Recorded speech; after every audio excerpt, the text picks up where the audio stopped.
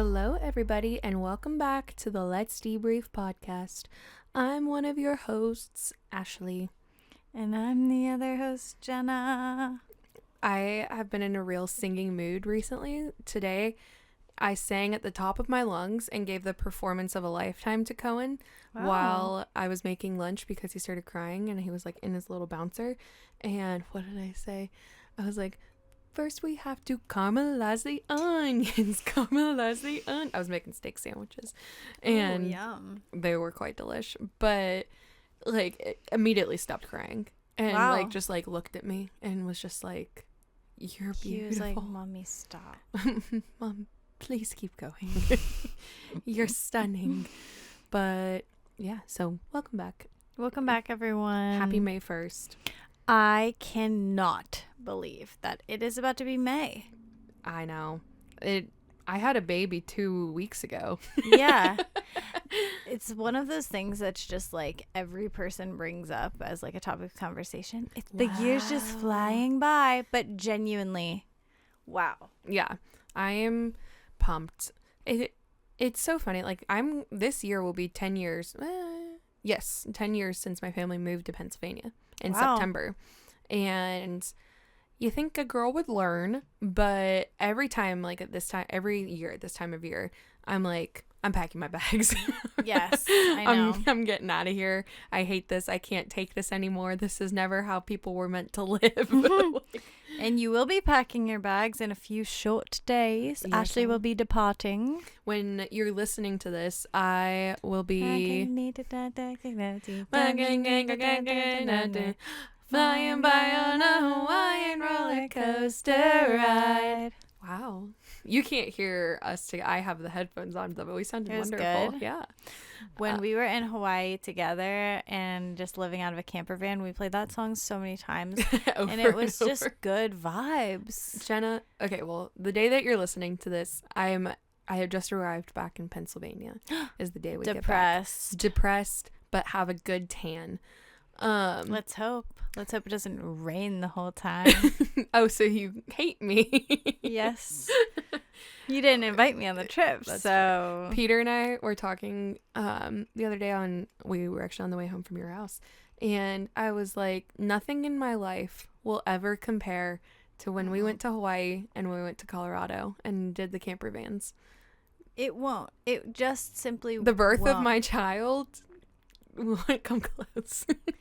Something also about the video that Tanner made from the RV trip in Colorado. I think about it all the time. I hear that Kanye song and I'm like, it makes me like want to throw up of like it makes me want to throw up of nostalgia. Nostalgia plagues my life. It does. But, I get that. Oh my gosh. I absolutely love being a mom. I love this stage of life. But there is something sad that it's not just the trips. It's just that carefree, I have nowhere to be. Yeah. You will never experience that again. Even when you're old, probably. You'll be thinking about your grandkids. Yeah. If they're, tucked in. Yeah.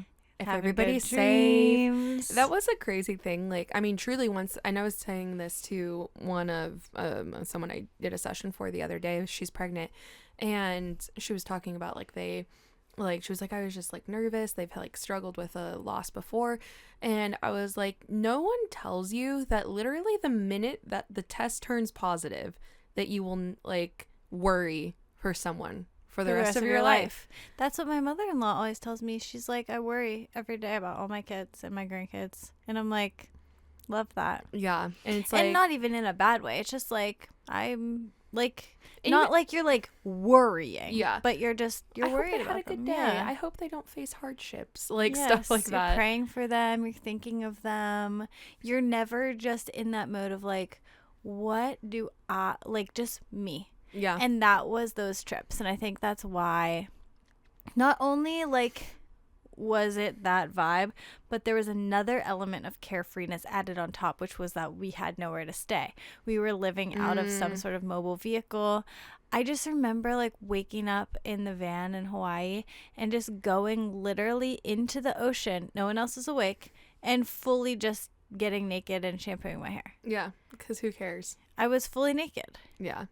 And no one else was around. It was purely like a remote campsite and there was no other tents. And I don't know if I probably will experience things like that again. We should leave our kids behind and go do it again. Oh my gosh. We should do it when they're like 10. Yeah, I was going to say, like, I think after Hawaii too, like we knew that you guys were going to like start trying to have kids like soon after. And so I knew like nothing will compare to this. Because after Colorado, we were still just like, we have to do this again. And it was the following year. It was like almost like we went to Colorado in, what was that, August? And then we went again the next year in August. Oh, we should have just kept going. Well, you guys went to Europe the next year. I was actually going to just add in this point is that my friend texted me. So weird that you bring up the Colorado RV trip. She texted me and was like, you rented an RV before, right? And I was like, yeah. She's asking me questions about it. And she's like, I grew up with an RV and I like really want to get one, but I don't know where we would keep it, all this stuff. And they like definitely do really well financially, so they could buy like a good one. And I was like, I'm genuinely not kidding. You can keep it at our house if we can use it sometimes. And she was like, I literally will tell my husband that. And I'm like, sold. That would be crazy. That's a great deal. Awesome. No, yeah, for sure.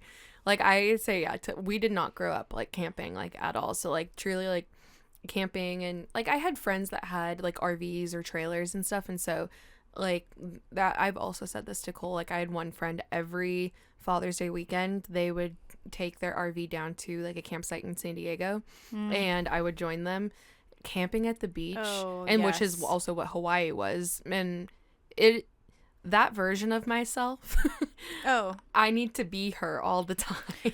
I really genuinely do want to, even if it's just a crappy used one, to get a camper when our kids are a little bit older, because you can drive it anywhere. Like we could literally drive it to California if we wanted. Like it would be so, I really think there's so many good memories in an RV. Yeah, it's the best. I mean, it was just the best. So, okay, you're going to Hawaii. You're not going to be doing that. Not going to be doing that. I'm actually going to do anything even close. No, not even close, because I'm rich now.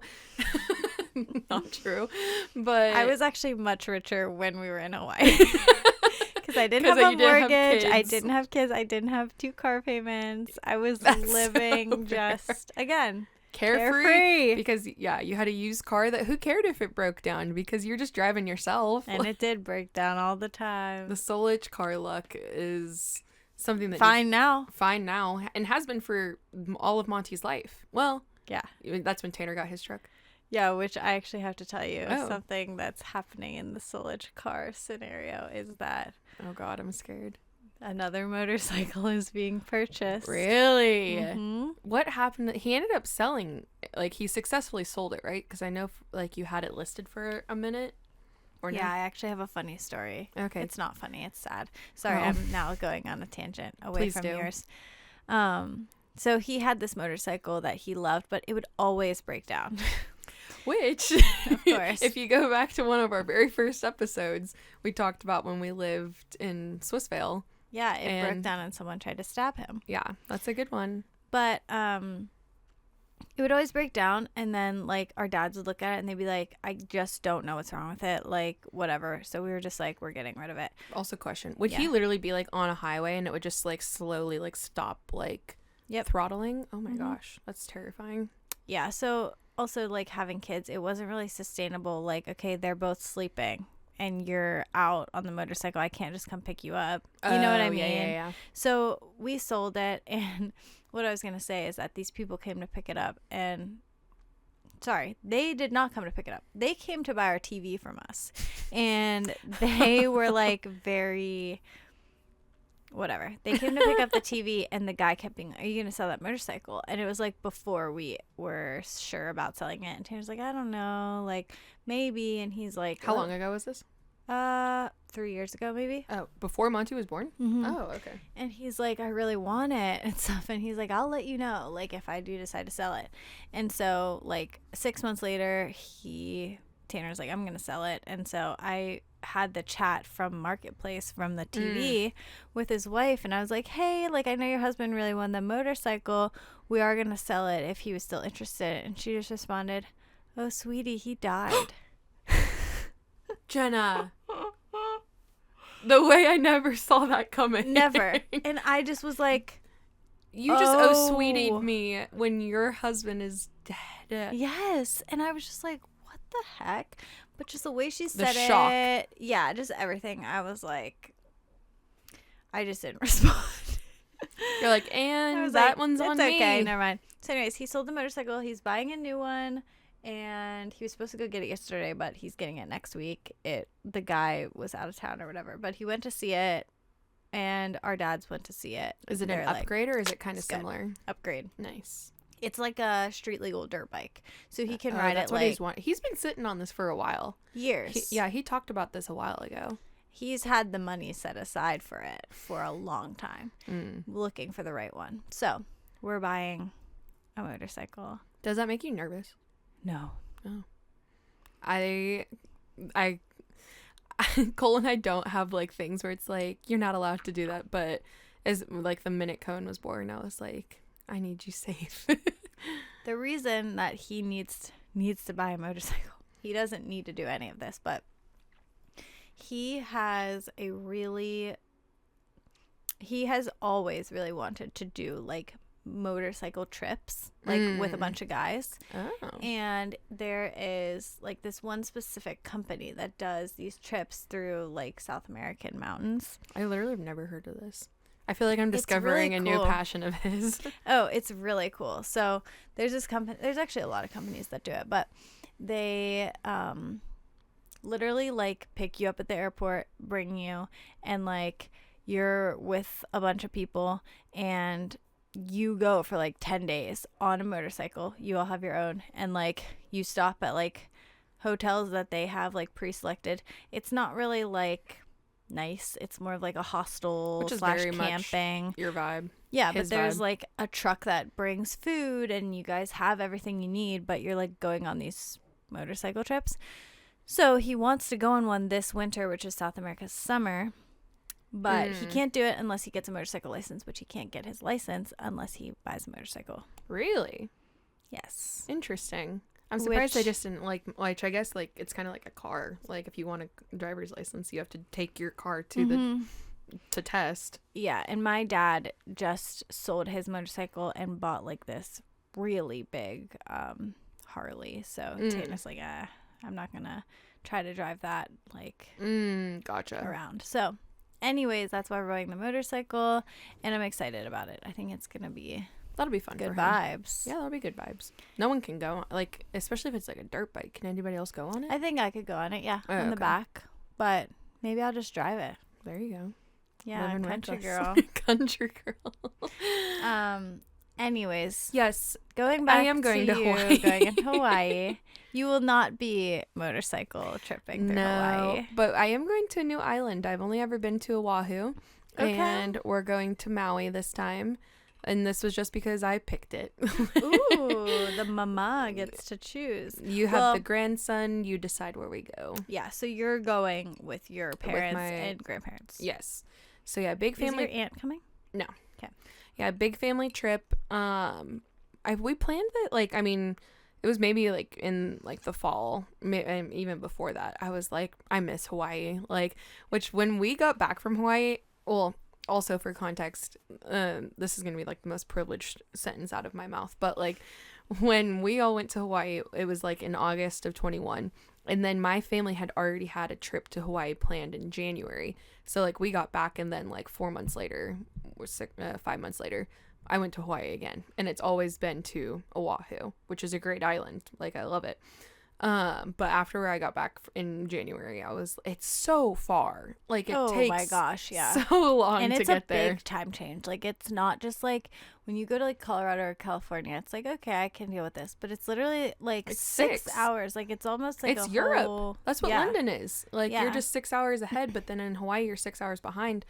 And I was just like, that was like such an endeavor to like get to. Like there's nowhere in Pennsylvania that flies direct, or like nowhere like even around here. Maybe New York does. But like, and then it's like a long flight. And so I was like, oh my gosh, like I don't want to go to Hawaii for a while. And then like over the summer, I was like, we should go to Hawaii. I want Hawaii back. Yeah. And so I was like texting my mom. My mom and I are schemers in the family. And so, but yeah, my grandparents retired a couple years ago. And so we were like, do you guys want to come with us? And I knew now that you have the bebe. Yes, I knew I was going to have said bebe. And I planned this intentionally. People were probably like, and then you had the baby and like now you're going with a 5-month-old. It's like, no, I always knew he was going to be along for the ride. And I asked people, do you think I'm crazy? And a lot of people said yes. And I was like, okay. Oh, I didn't. I thought that, I feel like under 6 months is like so much easier. I feel like from like 6 to 18 months is like the hardest time because like a 2-year-old can sit and watch a screen, but I feel like under that they won't really watch a screen. Yeah, they're like, okay. And so they're just wanting to run on a plane and you can't. Yeah. And it's just, and especially if you don't want to buy them a ticket and they're just sitting on your lap squirming the entire time. Bye. I know. I used to definitely like be like, why aren't people traveling more like before their kids turn 2? Literally Cohen sat on our lap to and from Florida and like he would be in the carrier and then on the way back he like was more awake and so I took him out and granted we were on Spirit so like the leg room is a lot tighter. Yeah. But I was like, oh my gosh, like I can't imagine doing this for hours, like for long flights. But you are. But we are. So. But sorry, will you be on a flight with your parents after the whole time? Oh, okay. They're coming up here. Yeah. Yeah. I was gonna give their detailed travel schedule, but I was like, so you can. It's not just gonna be you holding him the entire time. Yeah. That's great. Yeah, and he still nice. Like naps. Like he's a great napper. Like like it doesn't need to be like a specific environment, and so. Honestly, if he's in the carrier, usually he'll just fall asleep. So I'm hoping like he'll feed, he'll be up for a little bit, go into the carrier, sleep for a little bit. And like all of our flights are like the longest flight we are doing is to Hawaii. Like we're flying on Monday, like the day after Easter, from Pittsburgh to Denver. So like that's not that bad. Denver to Ontario, which is like our close airport to us in Riverside. And that's like 2 hours, I think.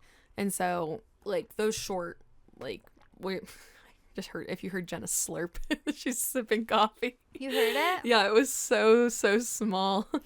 But it was so delicate. It was like, but, and then, yeah, like the next day, we'll go to, like, a different airport in California and then, like, fly. So it's, like, that 5-hour stretch to Hawaii will be the longest. But we're picking up my grandparents, so there will be so many an hands. extra set of hands. That's great. That's really great. But yeah. It's going to be just fine. I have full confidence that he is just truly the easiest baby I've ever encountered in my life. So, yeah, he's an angel. Yeah. And we're riding this wave out as long as we can. Because I feel like I don't know. Like, I don't want to, like, brag too much because, like, it is very easy, and there are probably a lot of people that are like, well, yeah, he's still like not moving, like just you wait, whatever.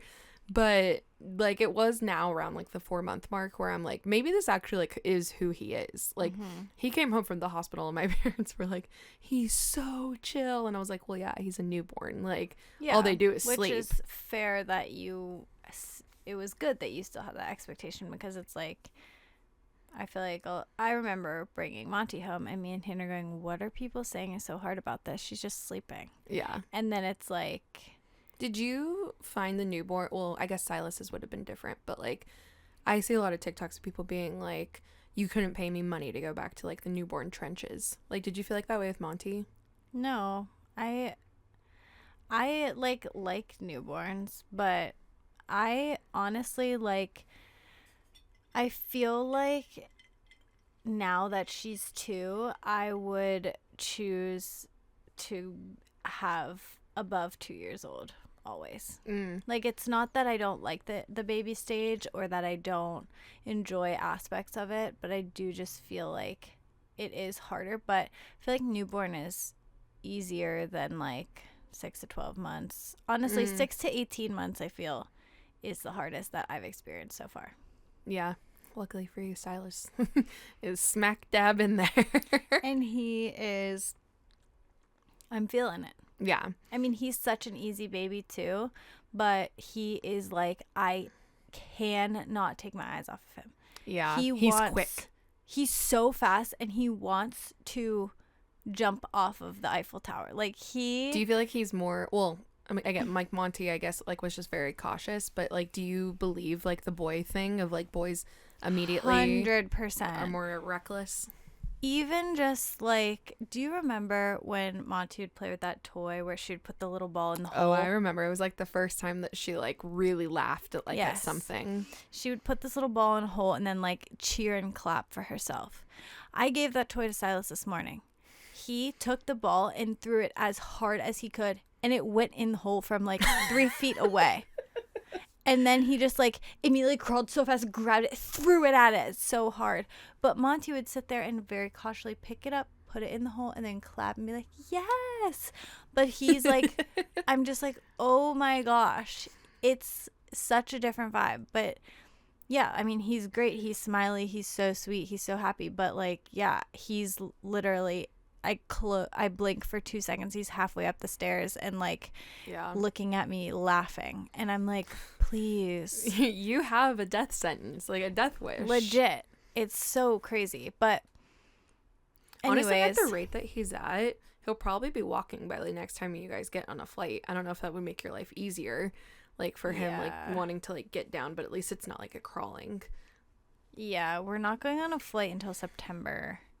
So he'll be, like, 14 months. I don't know how it's going to go, but I'm going. So no one can stop me. Yeah, I mean, this is another thing that people are like, just you wait, probably.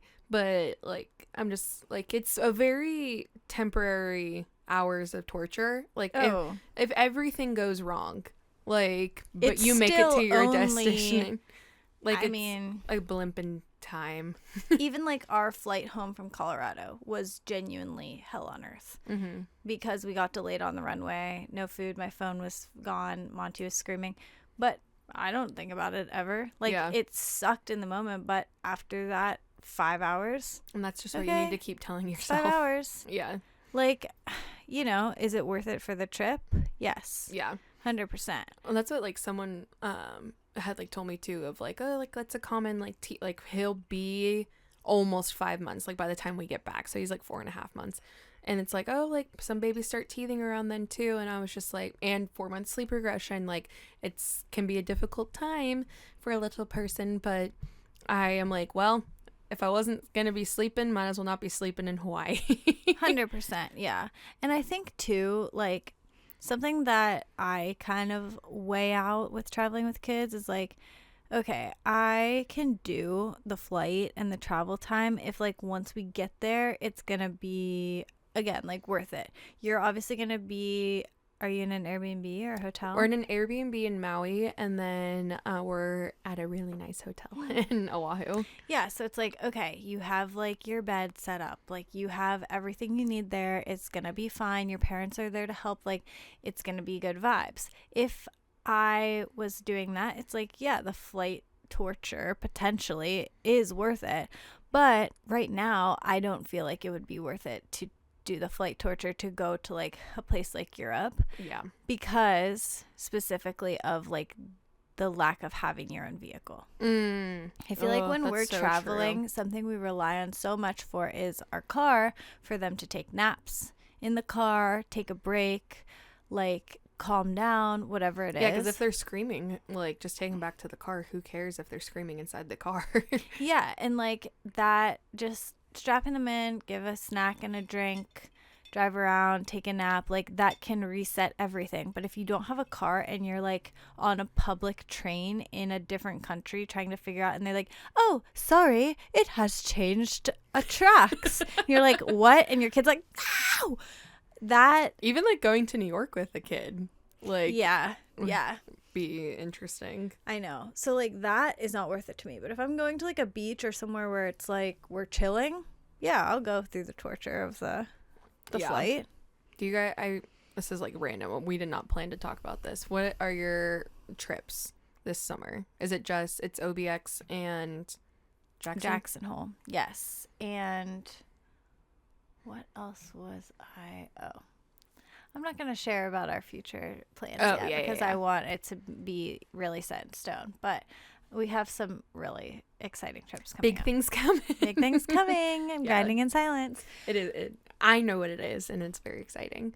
Yes. Did you talk like super in depth on? I haven't listened to your episode yet about your mommy and daddy going away. I did a little bit, but I wanted to ask you your opinion on something about it. Okay. So I talked in the last episode about how we are going on our first ever weekend away to a wedding, just me and Tanner, no kids.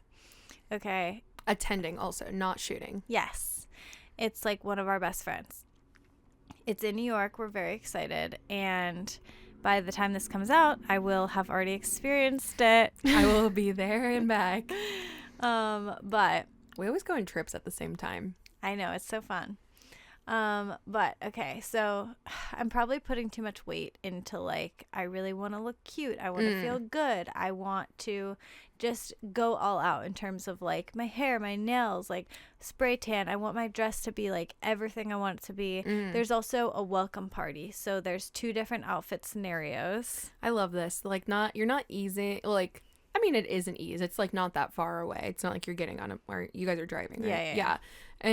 But I love that it's like not just attending a wedding, but it's like a whole weekend experience. Yes. And we're going to the city. So it's just going to be like super fun. And again, maybe I'm putting too much weight into like just, I don't want to sound shallow and say like how I look, but just like I really want to feel good. Yeah. I just am excited about this. As you should. So I got my nails done a month ago at this point. I always have my nails short and bare. Every once in a while I'll get like a gel manicure. But so I got my nails done and then it grew out, and because they were painted, I didn't like clip them or bite them. I usually bite them. They started growing out. I took off the nail polish and I saw they were kind of long, and I was like, I never, ever, ever have had my nails long because they're always breaking and super thin. Yeah, it's not practical. Yes. So I saw they were kind of long. I'm like, interesting. I kind of like that. So I paint them again, and I'm like, okay, I'm not going to bite them. They're painted. I just painted them myself. They got even longer. So I'm like, okay. So my plan for the wedding was to get acrylics. Oh, wow. You really were going out. Yeah. I like the look of like the long nail, but I hate the feeling of it. Yeah. And I know as soon as I get home from the wedding, I'm going to be like, get the acrylics off. Yeah. So when I started growing my nails and they feel really strong, I was like, I can just get a gel manicure. I can grow them out for like a month, and then I can just get a gel manicure and they'll look long. They'll look like acrylics. So I've been growing them out. As you can see, great. They're looking pretty good. Yeah. And my sister-in-law does nails. Feel how strong it is. Yeah, that's really strong. My nails literally could never.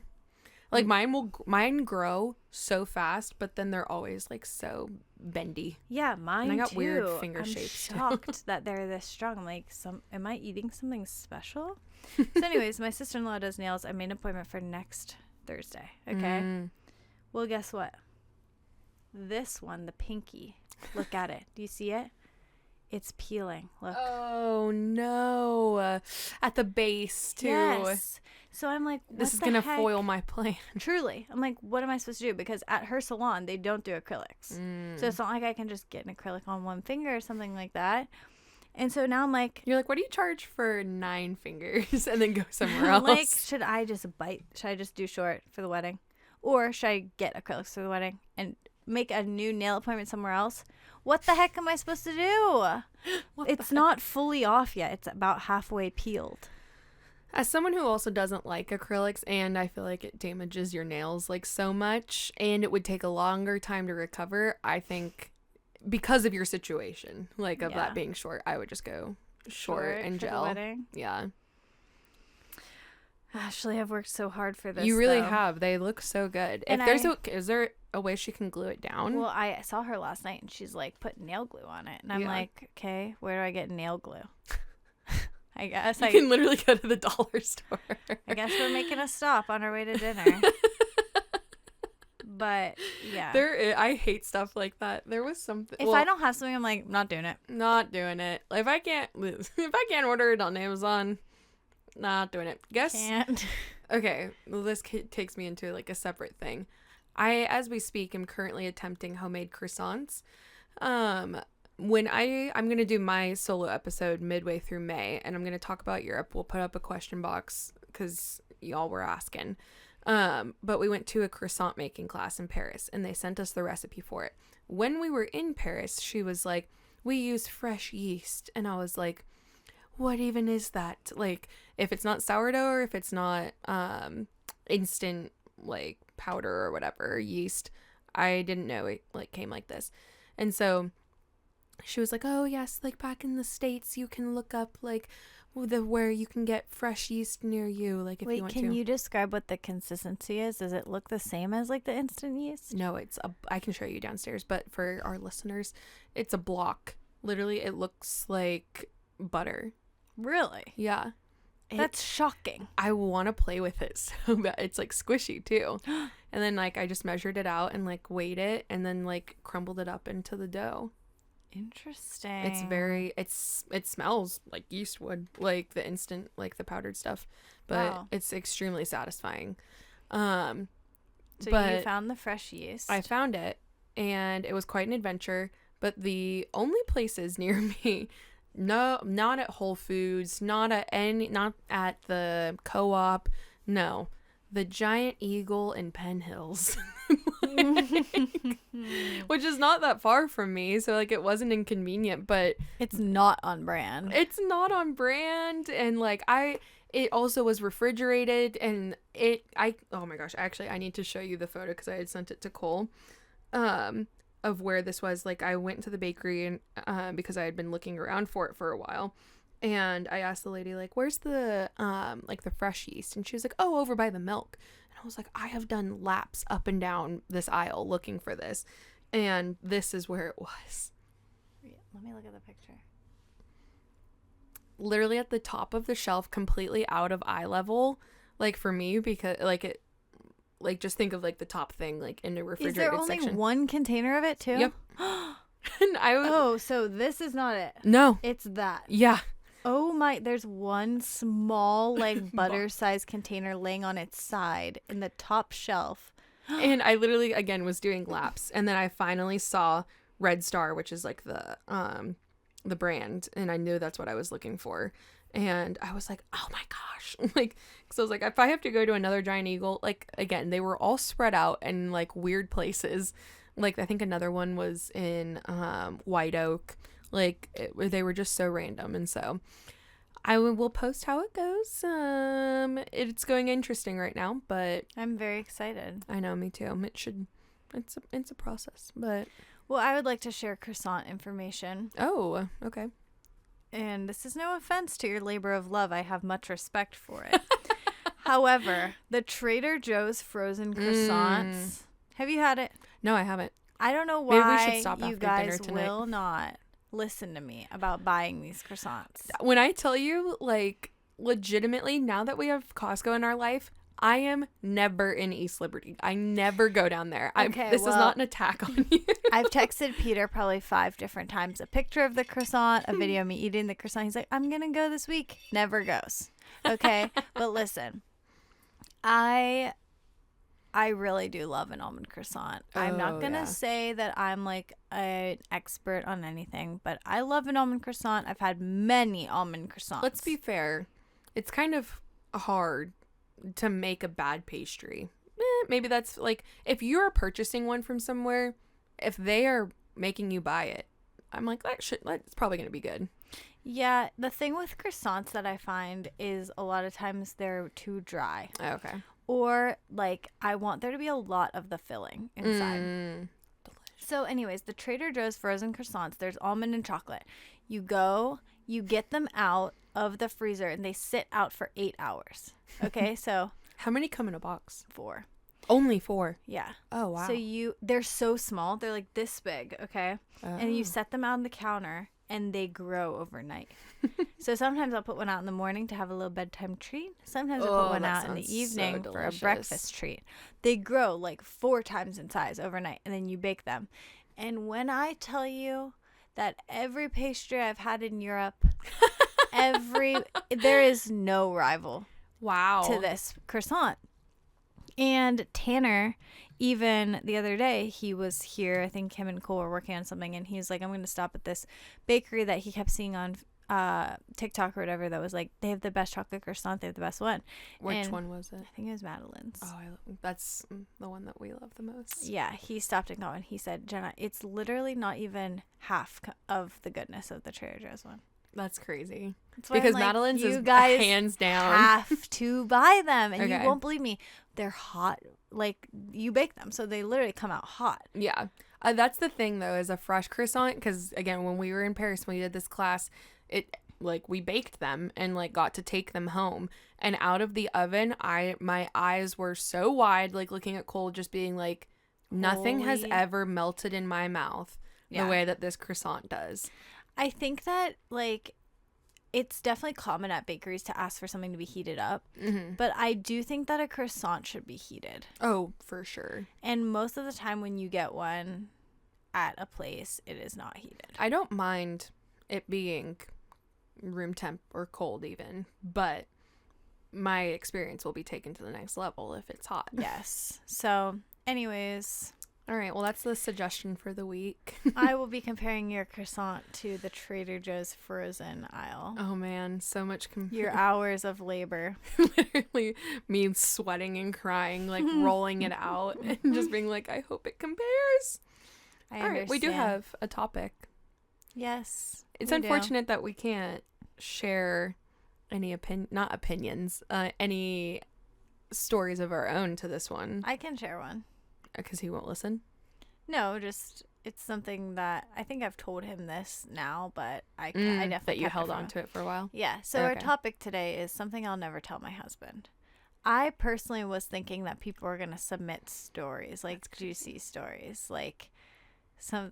Not that our listener, like, not that we have this crazy fan base that's doing these crazy things, but I'm like, that I hooked up with his brother the night before our wedding or something. Yeah. Like, I'm like thinking something like that is going to be submitted. It's not. But I saw like 2 of the submissions, and it jogged my memory of something that I did tell him, but I did not tell him for a long time because of my shame.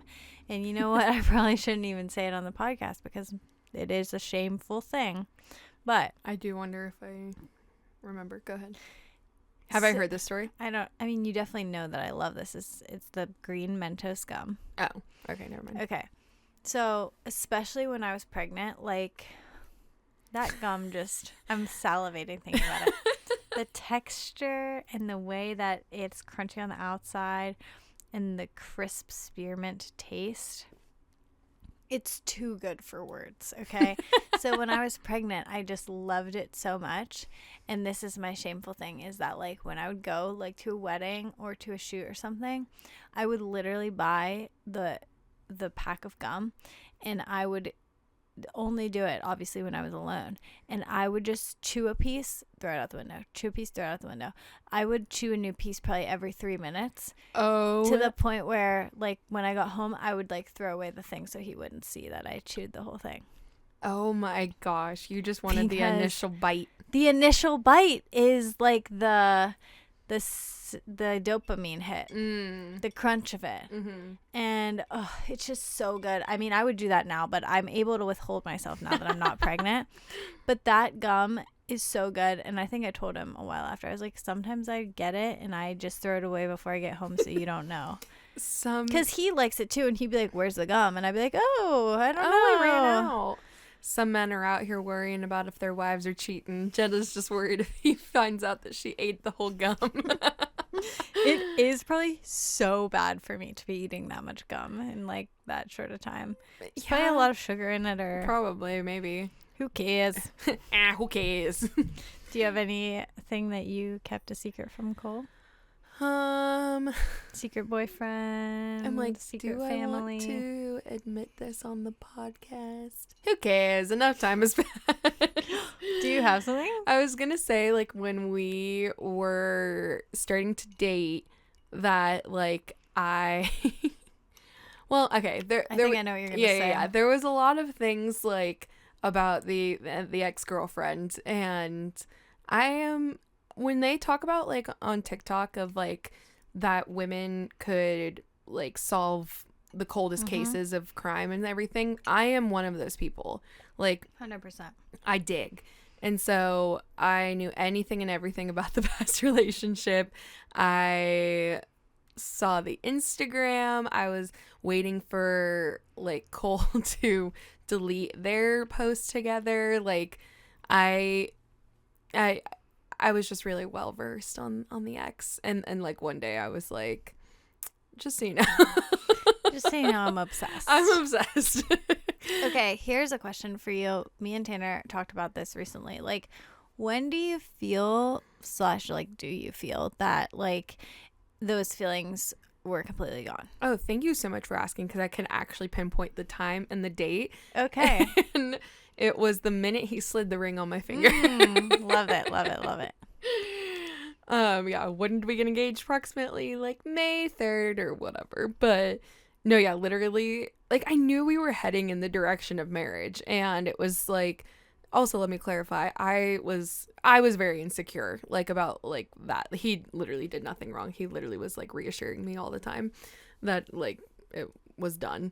But yeah, I don't know. So there was something about getting engaged where I literally never thought about it again. And like she like they're chill and everything, and she even texted him congratulations like when we got engaged, and I was like, okay, cool. Interesting. Like, I feel nothing. What about you? I was really like a jealous, anxious person for like a long time, even into our marriage for like a while. Of Tanner's exes? Not even of exes, just of anyone. Like I was always feeling like people had a crush on him, or like people had bad intentions, or he had bad intentions. Like I was always anxious and suspicious. And I don't have a date, but I have never thought about those feelings again, ever, never once, to the point where like I think it's funny when people are like thinking he's hot and stuff. Like, remember we told those stories about like people hitting on him at weddings? Like I literally was like, that's hilarious. Oh, I mean it's flattering. Yeah, like 100%. You're like, you think he's hot and I'm married and had his babies. Yeah. So it's Who hilarious cares? that you think he's cute. Yeah. But no, I feel like the whole maybe like the first 2 years of our marriage, I was always like, these girls, they're coming for him. These girls. He also has a very like charismatic personality, so yeah, it's not but now I love it. I'm like, whatever ladies, whatever ladies, it's mine. Yes. Okay, there's some juicy stuff. Oh, okay. Are we gonna go back and forth? Yeah, I have to pull it up, so you go first. Okay. The week after I got engaged, I knocked on the door of my ex's house. Okay, there's more to it. I needed to gain closure. We dated for quite a few years, and things ended abruptly. We talked for a while and said goodbye. Oh my gosh, why is this like a movie? I guess I would tell him it. I would tell him if it came up, but I don't think it would be a problem. He knows the whole story. I needed that peace and to close a chapter of my life that was causing me pain. I just don't want to tell him to reopen the wound. Yeah. Wow. That is crazy. I mean, go back to now this situation where you were saying about like Cole's ex. Like, could you imagine if a week after you got engaged, you found out that he went and knocked on her door? Yeah, that would be crazy. To get closure? Like, because, that's okay, wild. Also for context, like we started. Wait, did we say what the topic was? Oh, yeah. We did. Sorry. Also, oh my gosh, what was I gonna say? Sorry. Oh no. Like we started like dating not long after we started like flirting and like talking like not long after they broke up, and Cole like at one point was like, I need like to go like talk to her and like and make sure like he was like, I'm not attempting to get back together with her, but just like I need that closure. And I was like, okay, yeah, like cool, like yeah, you go do your thing. And then like they never like made plans to like meet up. And so he did that like during like before he even asked me to be his girlfriend. So, but to find out like after we were engaged would be crazy. I want to know how long she's been married and sitting on this. Yeah, because I'm also like, how long had you and the new guy been together? So how much time had passed? Like, wow. Wait, didn't we talk about this the other day? Like, what would you actually do if one of your exes came to your wedding? Yeah. No, my scenario is I would love to I love to think about the scenario where I can see a situation play out, but it's like completely like it doesn't harmless. No, it doesn't affect anyone and it was fake and no one remembers it. So like I would love to go to like one of my ex's weddings and be like, "Stop. I love you," and like see what would happen. Even though I don't actually want to do it, I would want to see what they would say. Not even me. Like I would love to see that happen to someone. Yeah. Such as like one of my best friends and her high school boyfriend. Like see if she actually went to his wedding and said like, "No, I do love you." If he would be like, "Okay," but then it's just like it's fake. You know what I mean? But this no one will know like who I'm talking about, but I don't think I told you that one of my exes recently texted me. For real? Yeah, just like a memory of us dating. Oh, that's like are you allowed to like go more in depth, or will people? It was a picture of us together. Oh, is this the other one that's married? Not married. Oh, okay. I can show you. Very interesting. Did you respond? Yeah, I did. You can read it. Or enjoy. Interesting. I know. Wait, is Tanner? Oh wait. Okay, that guy kind of looked like Tanner. Yeah, that's his brother. Okay, so I was like, oh, interesting. Isn't that funny? I was very like, funny. Oh. So you still think about me? So you're in love with me? I bet you think about me. Wow. All right, do you have yours pulled up? Yep. Okay. This person says, literally could never be me. I tell him every single detail of my life and others. Of course. Yeah. As you should. There have been like things that that will happen like when like if I don't know, like something will happen like between Cole and I, or if someone texts him like something and I'm like, oh my gosh, I need to tell one of my close friends, either you or Katie.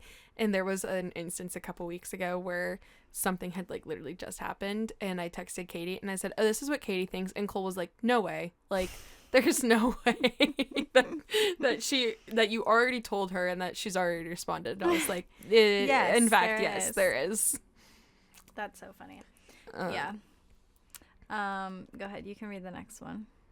When he proposed, I saw the ring box in his back pocket when we got out of the car. I knew for the next 30 minutes of walking around what he was about to do. I acted so surprised, and when he finally did it as if I had no clue, but had known that whole time leading up to it. I'll take this to my grave and never tell him. Yeah, that's fair. You shouldn't. Yeah. I knew exactly when I was getting engaged. Really? Like the actual day? Oh, yeah. Oh. The whole time. I didn't know that. I knew that you like knew, but I didn't know. Like I thought it was like the day of. I felt like it. No, I fully knew because when we got engaged, Tanner was 18 and I was 19. And I'm not kidding you when I say our date night was the dollar menu at McDonald's. Like we had maybe gone out to a nice dinner once ever. Like we had no money. We were in college. Like our hangouts were always just like watch a movie at home, whatever. And that was actually a big kind of like fight, I guess you could say, in our relationship, is because I felt like a lot of my other friends were always going out like to nice dinners or whatever. Who knows how? Their parents probably gave money for it, but here's $100, go crazy. Yeah, but we never did. And so it was like we were about to go to Hawaii for the summer. I knew we were gonna get engaged soon. I knew he had the ring, and because my dad gave it to him as an heirloom. And we were leaving for Hawaii in like 2 days. And he was like, I really want to take you out to a nice restaurant. I'm like, really? And it was back in our hometown, which was, we were both living in Pittsburgh at that point. We were flying out of Pittsburgh. There was no reason to like go there. Yeah. And so, and he was like, make sure you dress up. Like, just all of the signs were there. He was obviously trying to keep it under wraps. Like, I don't want to make it seem like he wasn't even trying, but I was just very much just like, of course this is what it is. Yeah. And then even like the time when we were about to leave. We were driving to the restaurant, and he was like, I want to go to this super out of the way waterfall in our nice clothes, and it's dark out. Yeah. And I was just like, okay, I know it's happening, obviously. I still was happy, but yeah. I mean, it was like kind of similar. I think I've even told this to Cole before, because like we had talked about like getting engaged, and again, and there was kind of like a time frame. And you also had a ring given to you. Yeah. And so like I don't know if I actually knew that. I didn't know that it had arrived. We were going to California because the ring was in California. We were going to California like a week or two after. And so he was like, I have to wait to get it. Like, yeah, he said that they didn't want to ship it in the mail. Yeah. And I was like, oh my gosh, like, okay. And like, but yeah, there was one, oh gosh, wait, now I lost my train of thought. Like, I had like set up like it was Mother's Day weekend, and I had set up like Mother's Day brunch, and then he got my dad to text in our family group chat and was like, hey guys, like, can we go out to dinner on like this Saturday for like Mother's Day? Like, I got us a really nice reservation. And I was like, yeah, sure, that sounds great. It wasn't until day of that I was like not like hours before that I was right, because if you guys don't know, they got engaged at our house, our old house. Which, does it like make you sad that we moved out of that house and you'll probably never go back there? No. Okay. Yeah. The where we got married, like that venue is more sentimental to me than anything. Okay. But what did he said like, we're gonna stop and grab this camera part from them or something. Well, yeah, because you were texting me. That's what I like. If you're a man listening and you're going to be proposing, that's like a good way to like throw someone off, is because like you kept texting me too. Like you wanted like our Polaroid camera or something, or we were picking it up from you. And I wanted it because I was pregnant and I wanted to take the weekly photos on the Polaroid. Yeah. So it was very like a very real thing. And I was like, I was probably like, Jenna's really because Jenna's so chill that I was like, Jenna's really hounding me like over this Polaroid. Like, I was like, the belly is growing before our eyes. You must bring it. That's the thing too.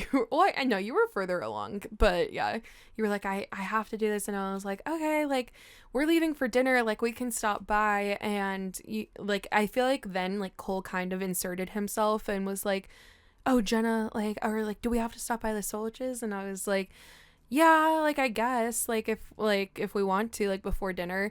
And then it was like by the time we got to your house, I kind of was like onto the whole thing. But it was really funny because I was like, oh, I can just run up, and Cole was like, oh, I'll come with you, like I'll see everybody.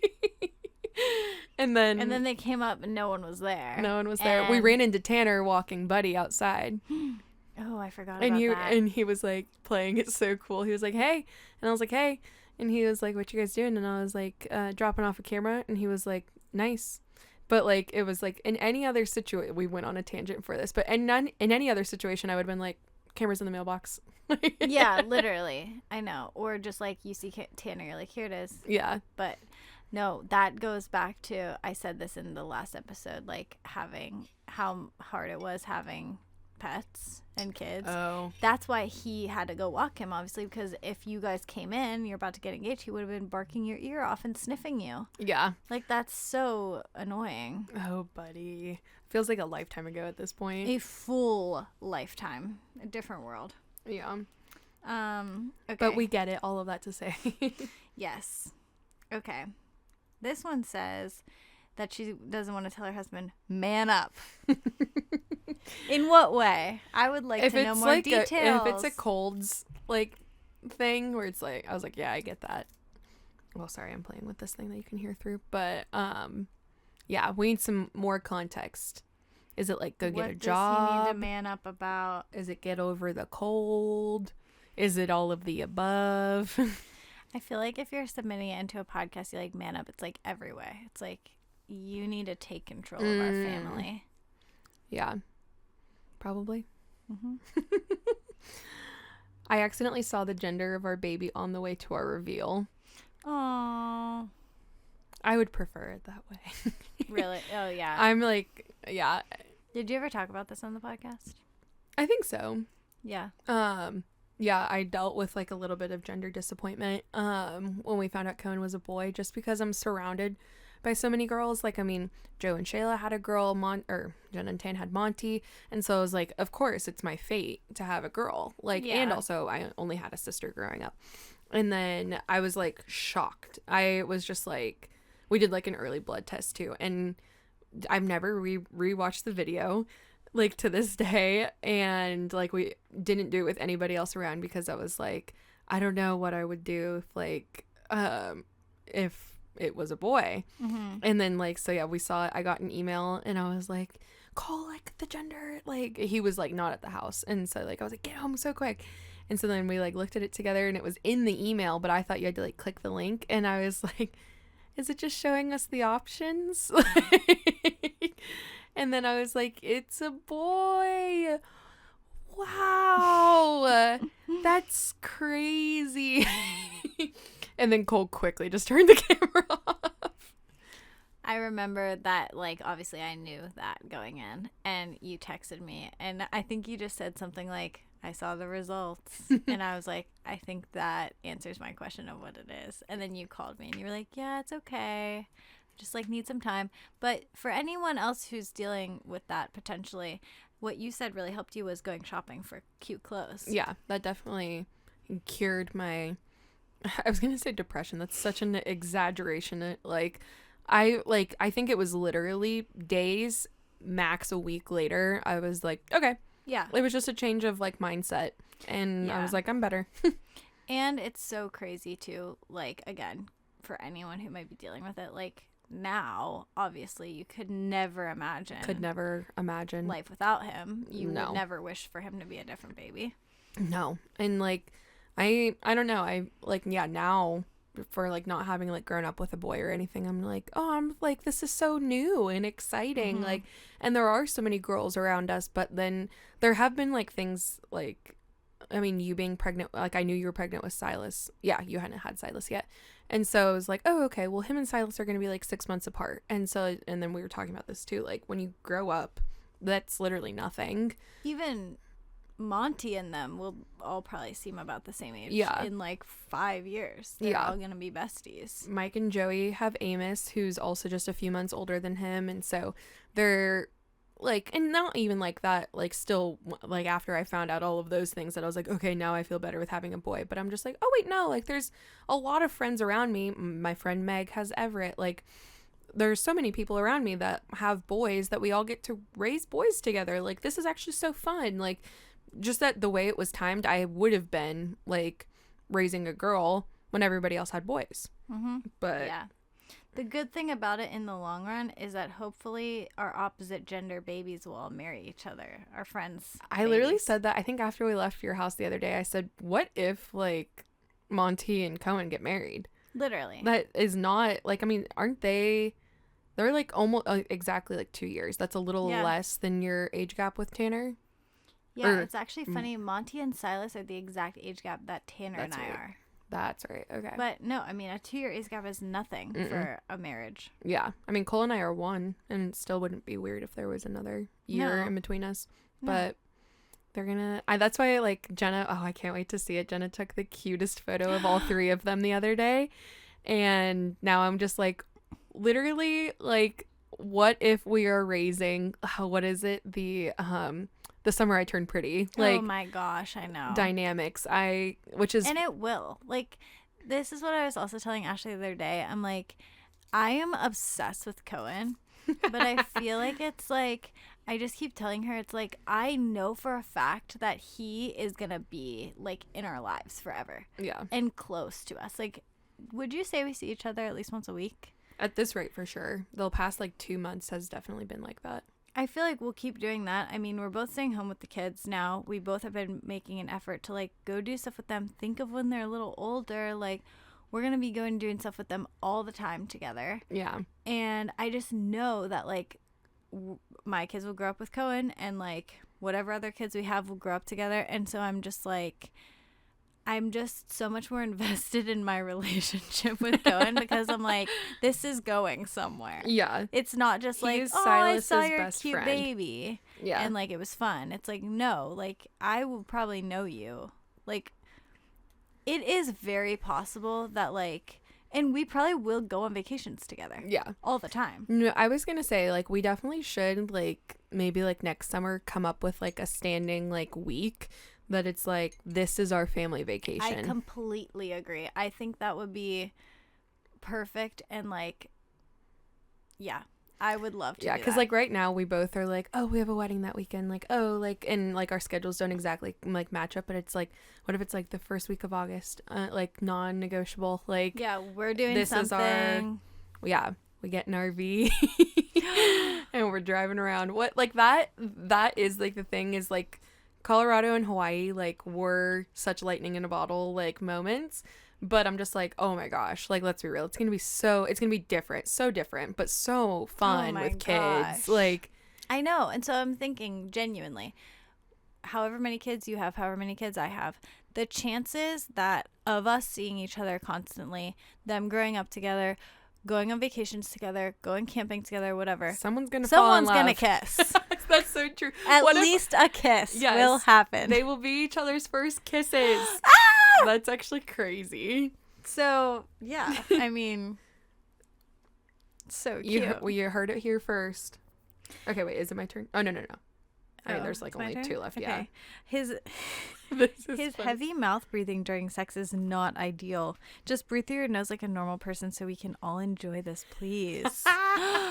Okay, well, I think like, well, I mean, that's like all like not that big of a deal, but I was gonna say I think like things pertaining to sex, because I feel like it's a very common thing that women will just be like, this, we never talk about sex, and I'm like about to go there, but go ahead. I was just gonna say I feel like I've heard in other podcasts like girls will write and be like, how do I tell him it's not enjoyable? And it's like you just literally have to. Him. You have to, because the only person that's suffering is you. Yeah. The heavy breathing though, it's kind of like, is it something I can look past and it's not that big of a deal? No, I mean, I kind of feel like it comes with the territory. No offense. But, like, you kind of have to breathe a little bit heavy. Like, you're moving kind of fast.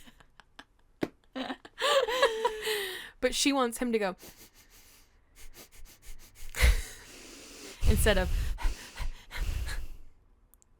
Do you feel like, I feel like the mouth is more common.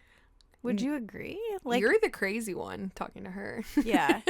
Would you agree? Like, yeah, no, I mean, now that I actually like do it, I'm like, oh, he's kind of based. He knows what he's doing. Sounds like you shouldn't be complaining.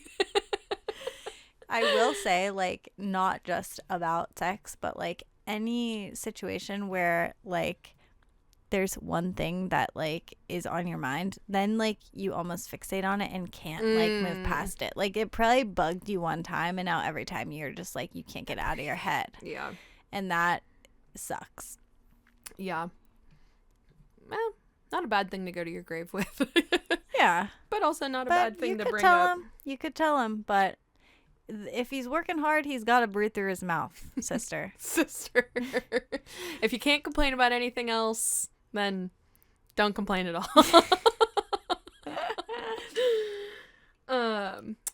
The last one, we posted this a little bit late because we couldn't decide on what to talk about. But the last one says how much Botox and filler really is. Oof. I actually thought about bringing this up today. Oh, okay. We've been such yappers today. I know. We have to leave soon. I have gotten Botox twice. I have to confess. I've gotten it twice. Okay. Both pre-pregnancy, right? With Monty. No, once before Monty and once between Monty and Silas for the month I stopped breastfeeding her before I got pregnant. That's crazy. So the first time I got it, I loved it. I don't have wrinkles yet, but I liked how it looked. Yeah. Okay. The second time, I felt like it didn't really like take in the same way. I got it at a different place. Okay. Now, I'm not nursing. I'm not pregnant. I kind of have sworn it off because I'm like, aging gracefully is beautiful, whatever.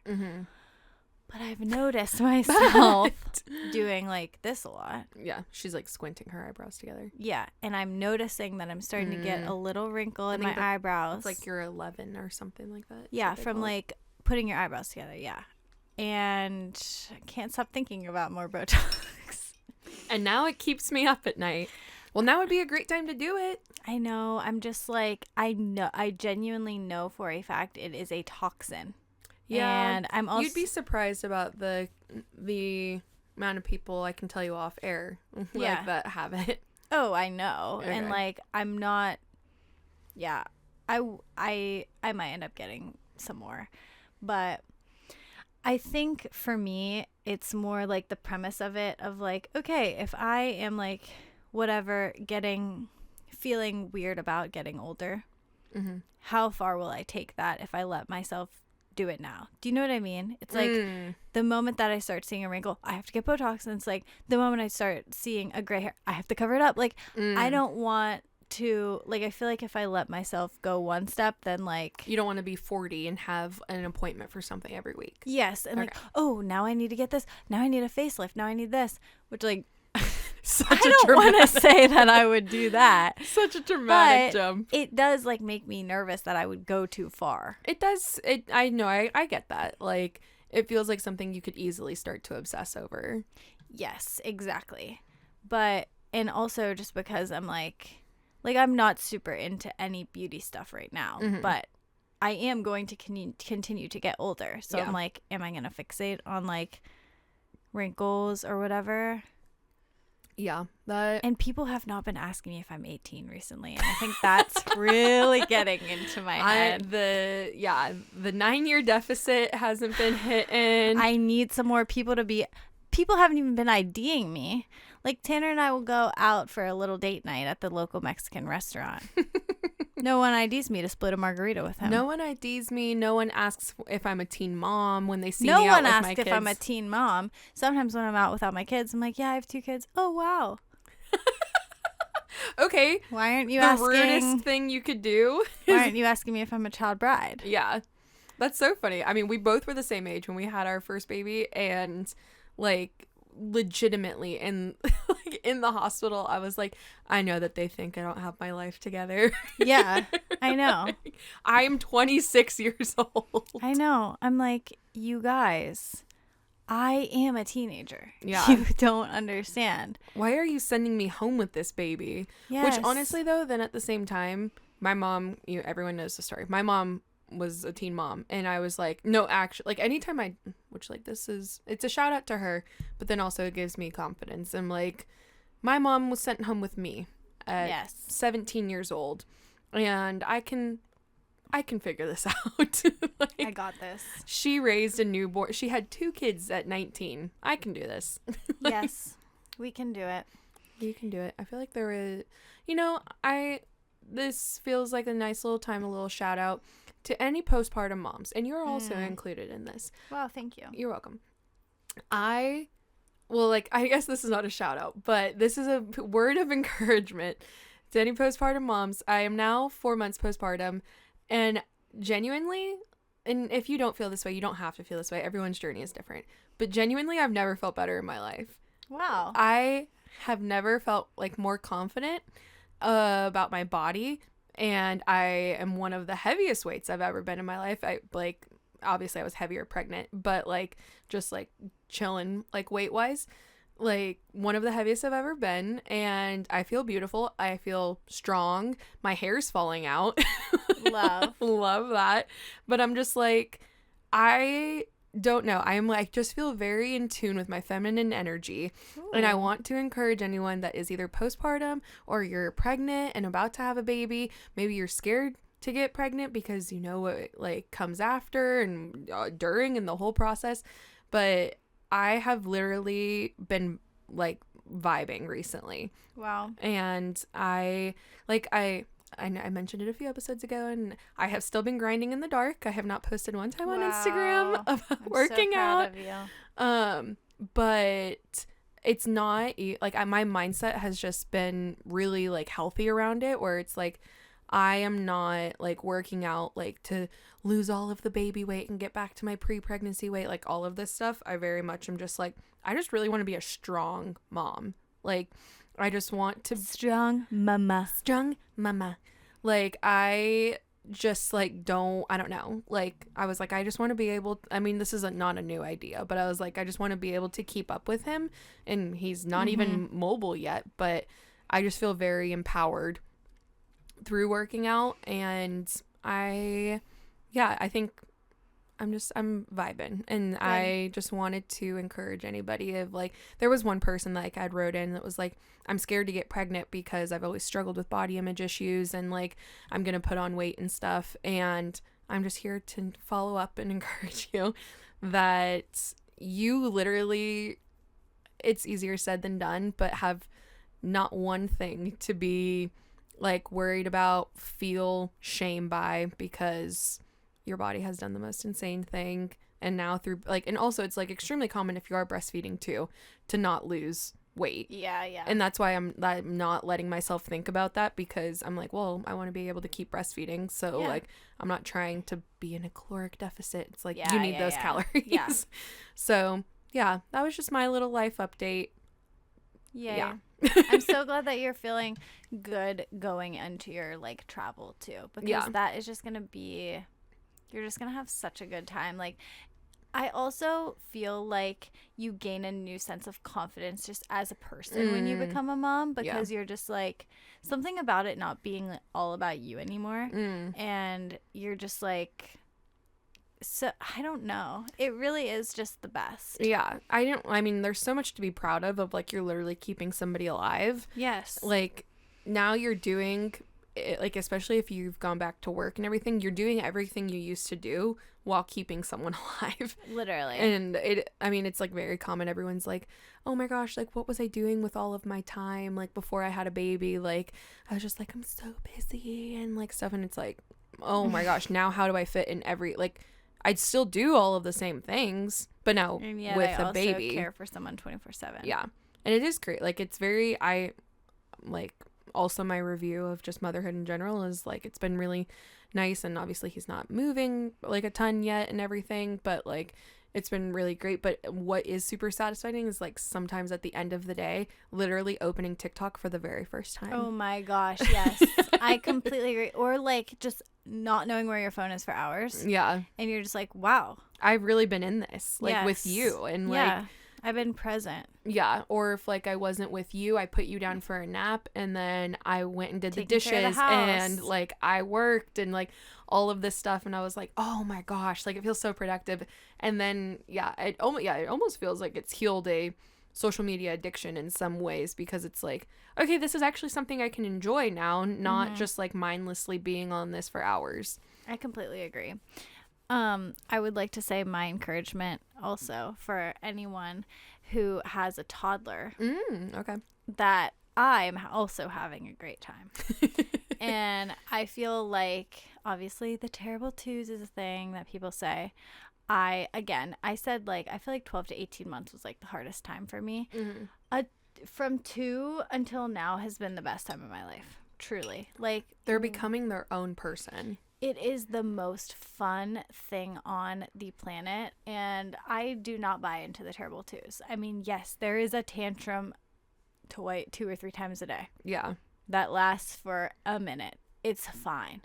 It's completely normal and fine. They're also overall, learning. Yeah, go ahead. It's so fun. Yeah, they're learning their boundaries on stuff. So it's like natural. Like, if someone told you no for the first time, you would also get upset. Like, yes, we're all learning together. But I mean, I can testify of like being around Monty and like other kids like this age that like, oh, like it's the best, like, for them to actually like experience things like for the first time. Monty just loves Cole and Ashley and Cohen so much, baby, especially Coco. Cohen, and it's literally so fun. So, I feel like she's like, again, they're gonna get married, so like all of the photos now and everything will be so cute, but she almost, I feel like I've seen her have cute aggression like towards him. Oh yes. She like will be like hanging. She also loves Cole. Yeah. She'll be hanging out with Cole and she'll just like remember that Cohen exists. And she'll be like, see baby Coco? And she'll just go over and literally straddle him with her arms and legs and then like lay her body on him and like move her nose on his face like really fast. Which I love because like obviously he doesn't have, I mean, he's 4 months old. He doesn't have a sibling or anything, but I'm just like, I feel like it's like, oh, the second kid like is used to getting like tossed around and everything. And I was like, I want that for him. So you just grow, like, I don't know. He's getting a dose of it from Monty. He really is.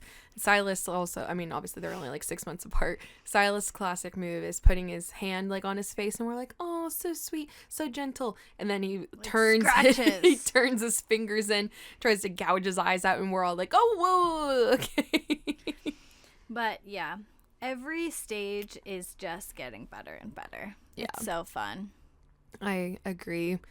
I don't want to like wish away like this time, and especially it's really nice that he can't move right now.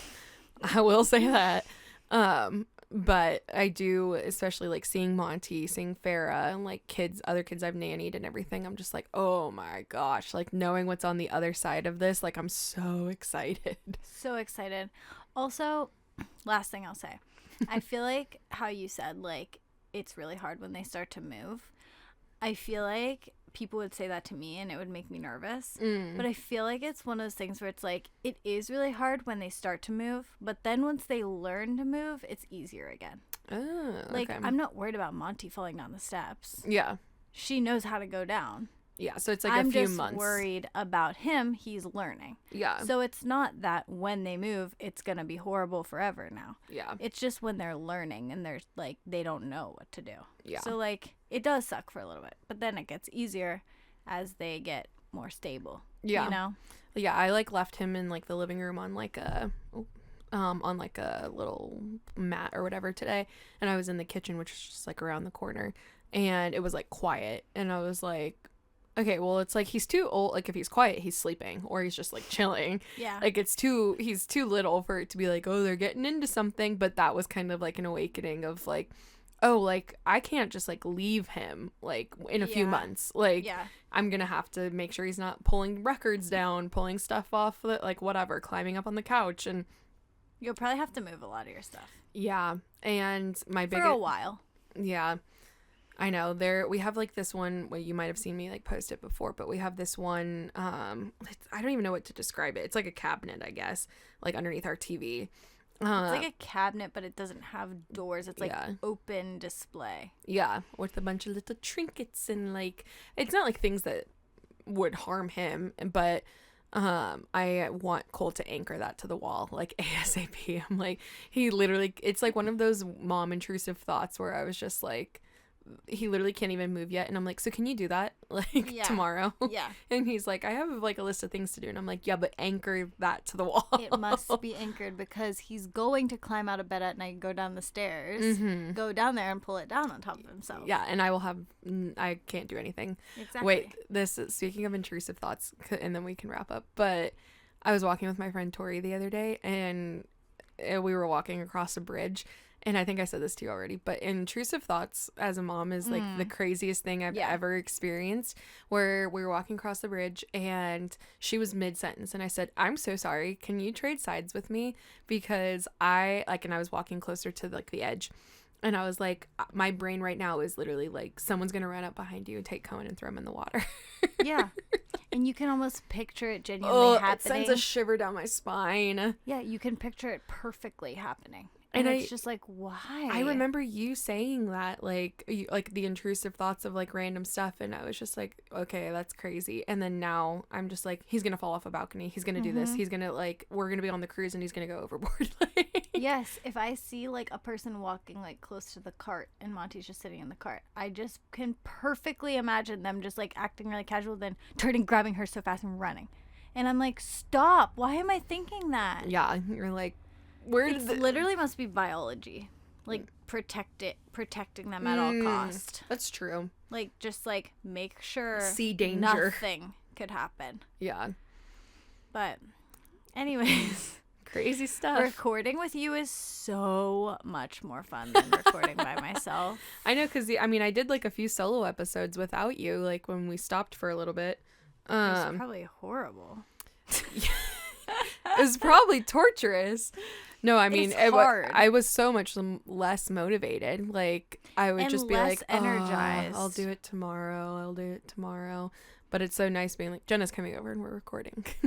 Yeah, and like, you just start, like, you say something, then I say something. Like, you just start to think of other things. Whereas when I was by myself, I'm like, here's my 4 points. And that's what I like coming to the podcast, though, and like not having anything prepared, because then we just start talking. You can't do that when you're solo. No. Yeah, because then you just sound silly, just going like, well. And I have a problem with like being too like slow and monotone, and so that really comes out when I'm by myself. It really shines. Everyone on full display. Hated last episode. They were like, you know what? You could have kept that bonus to yourself. We don't want the bonus, guys. We don't want the bonus. It's okay. All right. Well, we're going to dinner. I'm super excited. Listen, I'm giving too much information, but if anyone's ever been there before, we're going to go try to sneak into Pasady Garden and get some Thai food. And hopefully they let us in without a reservation. Bye. And on that note, bye.